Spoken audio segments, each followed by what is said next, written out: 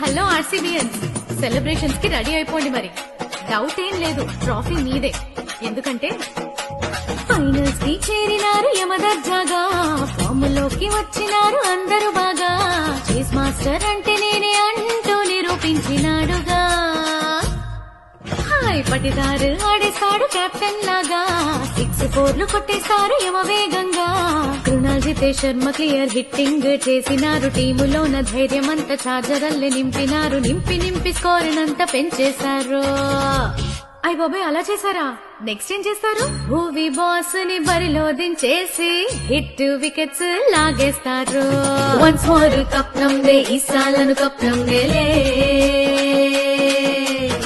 Finals లో నా చుక్కలు చూపించి సెకండ్ ట్రోఫీ తెచ్చేస్తారు.